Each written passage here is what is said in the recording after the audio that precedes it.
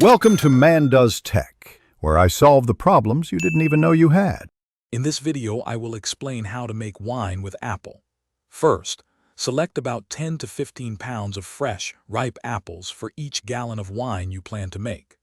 Thoroughly clean and sanitize all your winemaking equipment to ensure a successful fermentation.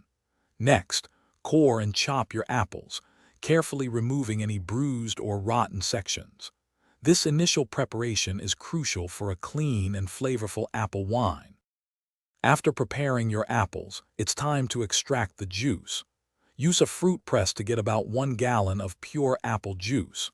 To this juice, add 1 teaspoon of pectic enzyme, 1 teaspoon of yeast nutrient, and 1 crushed Campden tablet per gallon. Wait for 24 hours for the Campden tablet to dissipate. Then pitch your chosen wine yeast to begin the fermentation process. Once fermentation begins, maintain a consistent temperature, ideally between 65 and 75 degrees Fahrenheit, for optimal yeast activity. Use a hydrometer to monitor the specific gravity daily.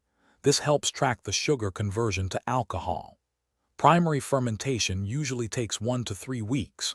You will know it is complete when the specific gravity remains stable for several consecutive days, indicating most sugars have been consumed. After primary fermentation, carefully rack your wine off the lees into a clean carboy for secondary fermentation and aging. This process helps clarify the wine and allows flavors to mature. Age the wine for a minimum of 3 to 6 months. Longer aging often improves complexity. Finally, bottle your aged apple wine into sanitized bottles, ensuring you leave about 1 inch of headspace before sealing. Thanks for watching. If you found this helpful, don't forget to like and subscribe.